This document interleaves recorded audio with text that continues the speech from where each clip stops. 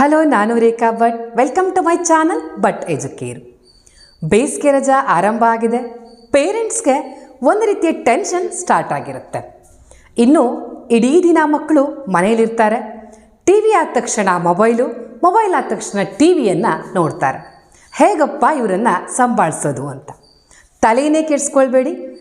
ಮಕ್ಕಳನ್ನು ನಮ್ಮ ಜೊತೆಗೇ ಇಟ್ಕೊಂಡು ಈ ಬೇಸಿಗೆ ರಜಾನ ಅರ್ಥಪೂರ್ಣವಾಗಿ ಕಳೆಯೋ ಹೇಗೆ ಮಾಡಬೇಕು ಅನ್ನೋದನ್ನು ಇವತ್ತಿನ ವಿಡಿಯೋದಲ್ಲಿ ನಿಮ್ಮೊಂದಿಗೆ ನಾನು ಹಂಚ್ಕೊಳ್ತಾ ಇದ್ದೀನಿ. ವಿಡಿಯೋವನ್ನು ಕಂಪ್ಲೀಟಾಗಿ ನೋಡಿ.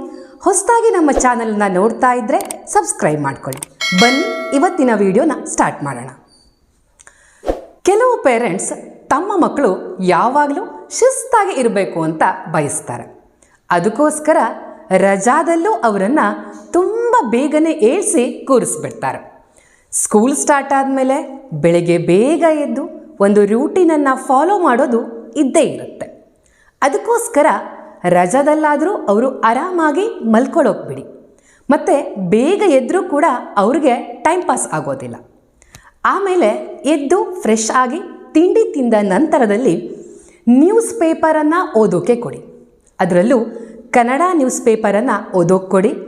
ಜೊತೆಗೆ ನೀವು ಅವ್ರ ಜೊತೆ ಕೂತ್ಕೊಳ್ಳಿ. ಇದರಿಂದ ಏನಾಗುತ್ತೆ ಅಂತಂದರೆ ಅವರಿಗೆ ಲ್ಯಾಂಗ್ವೇಜ್, ಈಗ ಆಲ್ಮೋಸ್ಟ್ ಆಗಿ ಎಲ್ಲರೂ ಕೂಡ ಇಂಗ್ಲೀಷ್ ಮೀಡಿಯಮ್ಗೆಲ್ಲೇ ಓದ್ತಾ ಇರ್ತಾರೆ ಮಕ್ಕಳು.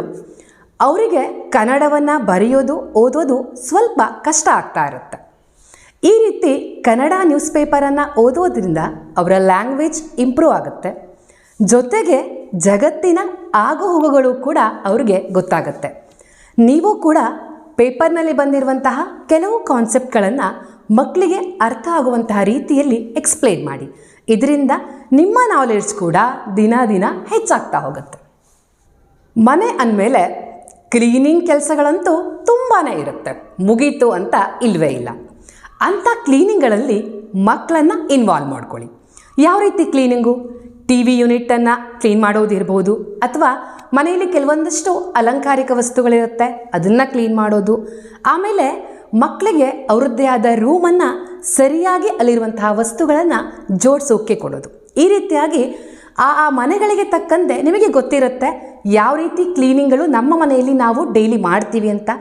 ಆ ಕ್ಲೀನಿಂಗ್ಗಳನ್ನು ನಿಮ್ಮ ಮಕ್ಕಳ ಏಜನ್ನು ಗಮನದಲ್ಲಿ ಇಟ್ಟುಕೊಂಡು ಆ ಕ್ಲೀನಿಂಗ್ಗಳಲ್ಲಿ ಮಕ್ಕಳನ್ನು ಇನ್ವಾಲ್ವ್ ಮಾಡ್ಕೊಳ್ಳಿ. ಅಡುಗೆ ಮನೆ ಕೆಲಸ ಅಂದ್ರಂತೂ 24 ಗಂಟೆ ಕೂಡ ಸಾಕಾಗೋಲ್ಲ, ಅಷ್ಟು ಕೆಲಸ ಇರುತ್ತೆ. ಆ ಅಡುಗೆ ಮನೆ ಕೆಲಸದಲ್ಲಿ ಮಕ್ಕಳನ್ನು ಇನ್ವಾಲ್ವ್ ಮಾಡ್ಕೊಳ್ಳಿ. ಯಾವ ರೀತಿ ಕೆಲಸಗಳು? ನಾವು ದಿನಸಿ ಸಾಮಾನನ್ನು ತಂದಿರ್ತೀವಿ, ಅದನ್ನು ಜೋಡಿಸೋಕೆ ಕೊಡಿ. ಮಾರ್ಕೆಟಿಂದ ತರಕಾರಿ ತರ್ತೀವಿ, ಅದನ್ನು ಸಪ್ರೇಟಾಗಿ ಮಾಡಿ ಅದನ್ನು ಫ್ರಿಜ್ಜಲ್ಲಿ ಜೋಡಿಸೋಕೆ ಕೊಡಿ. ಹಾಗೆಯೇ ಸ್ವಲ್ಪ ದೊಡ್ಡ ಮಕ್ಕಳಾದರೆ ಅವ್ರಿಗೆ ನಾವು ಅಡುಗೆಯನ್ನು ಮಾಡುವಾಗ ತರಕಾರಿಯನ್ನು ಕಟ್ ಮಾಡೋದು, ಈ ರೀತಿ ಭಾಳಷ್ಟು ಕೆಲಸಗಳು ಇರುತ್ತೆ. ನಾನು ಕೆಲವೊಂದಷ್ಟು ಎಕ್ಸಾಂಪಲ್ಗಳನ್ನು ಇಲ್ಲಿ ಹೇಳ್ತಾ ಇದ್ದೀನಿ ನೋಡಿ. ಮಕ್ಕಳು ಮೊದಲು ಎಲ್ಲ ಕೆಲಸಗಳನ್ನು ಮಾಡೋಕ್ಕೆ ಇಷ್ಟಪಡಲ್ಲ. ಅವ್ರಿಗೂ ಕೂಡ ಕೆಲಸ ಅಂದರೆ ಒಂದು ರೀತಿಯಲ್ಲಿ ಬೋರ್ ಆಗ್ತಾ ಇರುತ್ತೆ. ಆದರೂ ದಿನವಿಡೀ ಮಾಡ್ತಾ ಹೋದಾಗೇ ಅವ್ರಿಗೂ ಕೂಡ ಕೆಲಸದಲ್ಲಿ ಆಸಕ್ತಿ ಬರುತ್ತೆ. ಜೊತೆಗೆ ಮಕ್ಕಳು ಮುಂದಿನ ದಿನದಲ್ಲಿ ಇಂಡಿಪೆಂಡೆಂಟಾಗಿ ಬದುಕೋಕೆ ಈ ಮನೆ ಕೆಲಸಗಳು ಸಹಾಯ ಮಾಡುತ್ತೆ. ಇನ್ನೂ ಒಂದು ಮಾತಿದೆ. ಏನು ಅಂದರೆ, ಮನೆ ಕೆಲಸ ಅಂದರೆ ತುಂಬಾ ಈಸಿ. ಏನಿರುತ್ತೆ? ಕಸ ಗುಡಿಸೋದು, ನೆಲ ಒರೆಸೋದು, ಅಡುಗೆ ಮಾಡೋದು, ಇಷ್ಟೇ ಅಲ್ವಾ ಅಂತ ಹೇಳ್ತಿರ್ತಾರೆ. ಮಕ್ಕಳಿಗೆ ಈ ಭಾವನೆ ಹೋಗಿ ನಮ್ಮ ಅಮ್ಮ ಇಡೀ ದಿನ ಇಷ್ಟೊಂದು ಕೆಲಸವನ್ನು ಒಬ್ಬಳೇ ನಿಭಾಯಿಸ್ತಾಳೆ ಅನ್ನುವಂತಹ ಭಾವನೆ ಮೂಡಿ ನಿಮ್ಮ ಮಕ್ಕಳಿಗೆ ನಿಮ್ಮ ಮೇಲೆ ಒಂದು ಒಳ್ಳೆಯ ಅಭಿಪ್ರಾಯ ಮೂಡುತ್ತೆ. ಒಂದಷ್ಟು ಪಾಟ್ಗಳನ್ನು ತಂದುಕೊಟ್ಟು ಯಾವುದಕ್ಕೆ ಕಡಿಮೆ ನೀರು ಸಾಕಾಗುತ್ತೋ ಅಂಥ ಗಿಡಗಳನ್ನು ತಂದುಕೊಟ್ಟು ಅವರಿಗೆ ಬೆಳೆಸೋಕೆ ಹೇಳಿ. ಯಾಕೆ ಕಡಿಮೆ ನೀರಿರೋದು ಅಂತಂದರೆ, ಈಗ ಕುಡಿಯೋಕೆ ನೀರಿಲ್ಲ. ಅಂಥ ಟೈಮಲ್ಲಿ ಗಿಡ ಬೆಳೆಸುವಂತಹ ಕಯಾಲಿ ಬೇಕಾ ಅಂತ ಅನಿಸುತ್ತೆ. ಅದಕ್ಕೋಸ್ಕರ ಕಡಿಮೆ ಸಾಕಾಗುವಂತಹ ನೀರಿನ ಗಿಡಗಳು ಭಾಳ ಇರುತ್ತೆ, ಅದನ್ನು ಕೊಡಿ. ಜೊತೆಗೆ ಗಿಡಗಳಿಂದ ಏನೇನು ಪ್ರಯೋಜನ ಇದೆ, ಇವತ್ತು ಇಷ್ಟೊಂದು ಟೆಂಪ್ರೇಚರ್ ಜಾಸ್ತಿ ಆಗೋಕ್ಕೆ ಕಾರಣ ಏನು ಅನ್ನೋದನ್ನು ಅವರಿಗೆ ಎಕ್ಸ್ಪ್ಲೇನ್ ಮಾಡಿ. ಅವಕಾಶ ಇದ್ದರೆ ಜೊತೆಗೇ ಕೂತ್ಕೊಂಡು ಊಟ ಮಾಡಿ. ಜೊತೆಗೆ ಟಿ ವಿಯನ್ನು ನೋಡಿ.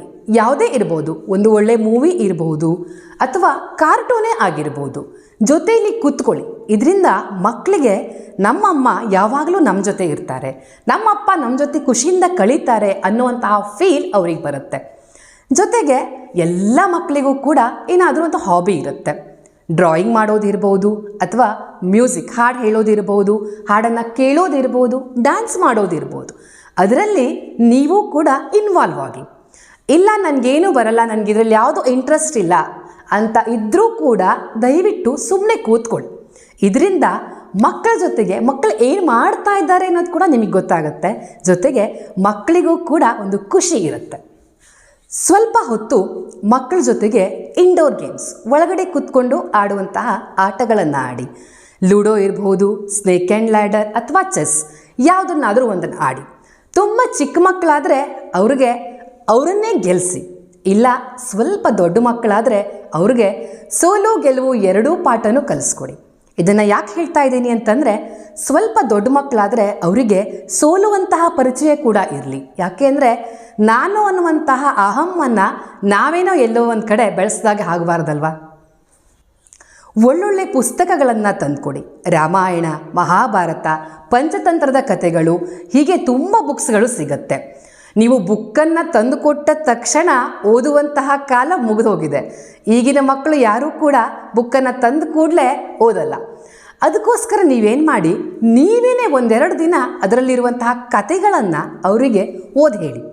3ನೇ ದಿನ ಆ ಒಂದು ಕಥೆಯನ್ನು ಅರ್ಧ ಓದಿ ಬಿಟ್ಬಿಡಿ. ಆಗ ಅವರಿಗೇ ಕುತೂಹಲ ಮೂಡಿ ಅವರು ಕೂಡ ಬುಕ್ಸ್ನ ಕಡೆಗೆ ಮುಖವನ್ನು ಮಾಡ್ತಾರೆ. ಮಕ್ಕಳಿಗೆ ಎಲ್ಲ ಸ್ಕೂಲ್ಗಳಲ್ಲೂ ಹಾಲಿಡೇ ಹೋಮ್ವರ್ಕ್ ಅಂತ ಸಾಮಾನ್ಯವಾಗಿ ಕೊಟ್ಟಿರ್ತಾರೆ. ಇದು ನಮಗೆ ಕೆಲವೊಂದು ಸಲ ಬೇಕೋ ಬೇಡವೋ ಅಂತ ಅನಿಸಿದರೂ ಕೂಡ ನಿಜವಾಗ್ಲೂ ಅದು ಬೇಕೇ ಬೇಕು. ಯಾಕೆಂದರೆ ಮಕ್ಕಳಿಗೆ ಮತ್ತೆ ಇನ್ನು 2 ತಿಂಗಳ ರಜಾ ಅಂದರೆ ಎಲ್ಲವೂ ಕೂಡ ಮರ್ತು ಹೋಗುತ್ತೆ. ಆದ್ದರಿಂದ ಆ ಹಾಲಿಡೇ ಹೋಮ್ವರ್ಕ್ಗಳನ್ನು ಅವರಿಗೆ ಮಾಡಿಸಿ. ಜೊತೆಗೆ ನೀವು ಕೂಡ ಕೂತ್ಕೊಳ್ಳಿ. ಆ ಮಗು ಏನು ಬರೀತಾ ಇದೆ, ಇನ್ನು ನಾವು ಆ ಮಗುವಿಗೆ ಏನು ಕಲಿಸ್ಬೋದು ಅನ್ನುವಂಥದ್ದು ನಿಮಗೂ ಕೂಡ ಗೊತ್ತಾಗುತ್ತೆ. ಮಕ್ಕಳನ್ನು ಪ್ರವಾಸಿ ತಾಣಗಳಿಗೆ ಕರೆದುಕೊಂಡು ಹೋಗಿ. ಪ್ರವಾಸಿ ತಾಣ ಅಂದ ತಕ್ಷಣ ಅದು ದುಬಾರಿ ಆಗಲೇಬೇಕು ಅಂತ ಇಲ್ಲ ನೋಡಿ. ತುಂಬ ದುಬಾರಿಯಾದಂತಹ ತಾಣಗಳು ನಿಮ್ಮ ಮಕ್ಕಳಿಗೆ ಖುಷಿ ಕೊಡುತ್ತೆ ಅಂತ ಅಂದ್ಕೊಂಡಿದ್ರೆ ಅದು ನಿಮ್ಮ ಮೂರ್ಖತನ ಅಷ್ಟೆ. ಅದರ ಬದಲು ನೀವು ಹುಟ್ಟಿದಂತಹ ಊರು ನಿಸರ್ಗದ ಮಡಿಲಲ್ಲಿ ಇದ್ದರೆ ಅಲ್ಲಿ ಕರೆದುಕೊಂಡು ಹೋಗಿ. ಅಲ್ಲಿನ ವಾತಾವರಣದಲ್ಲಿ ಮಕ್ಕಳು ಸ್ವರ್ಗಕ್ಕೆ ಕಿಚ್ಚು ಹಚ್ಚೋ ಹಾಗೆ ಬದುಕ್ತಾರೆ.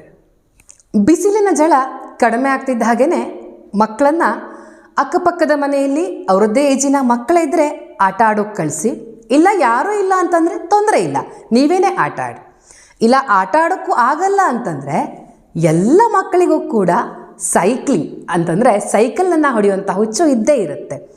ಅವರ ಜೊತೆಗೆ ನೀವು ಕೂಡ ಸೈಕ್ಲಿಂಗ್ ಹೋಗಿ ನೋಡಿ. ನಮ್ಮ ಹೆಣ್ಮಕ್ಳಿಗೆ ಮದುವೆಗಿಂತ ಮೊದಲು ಎಲ್ಲದರಲ್ಲೂ ಕೂಡ ಇಂಟ್ರೆಸ್ಟ್ ಇರುತ್ತೆ. ಏನೇ ಇದ್ದರೂ ಕೂಡ ನಾವು ಪಾರ್ಟಿಸಿಪೇಟ್ ಮಾಡಿರ್ತೀವಿ. ಆದರೆ ಮದುವೆ ಆದ ಮೇಲೆ ಎಲ್ಲವನ್ನು ಕೂಡ ಮರೆತು ಬಿಡ್ತೀವಿ, ಯಾವುದನ್ನು ಮಾಡಲ್ಲ.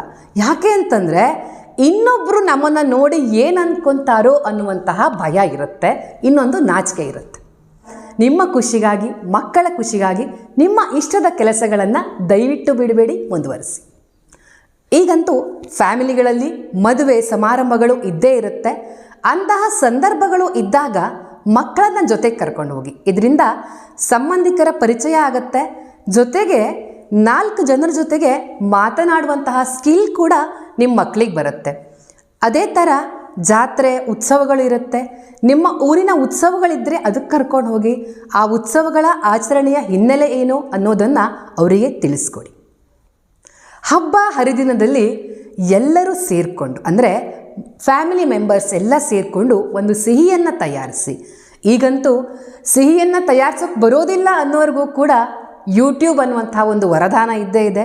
ಅದನ್ನು ನೋಡಿಕೊಂಡಾದರೂ ನಮ್ಮ ಮಕ್ಕಳನ್ನು ಇನ್ವಾಲ್ವ್ ಮಾಡಿಕೊಂಡು ತಯಾರಿಸಿ. ಇದರಿಂದ ಒಂದು ಅಡುಗೆಯನ್ನು ಸಿದ್ಧಪಡಿಸೋದು ಅಂದರೆ ಎಷ್ಟು ಕಷ್ಟ ಅನ್ನುವಂಥದ್ದು ಮಕ್ಕಳಿಗೆ ಅರ್ಥ ಆಗುತ್ತೆ.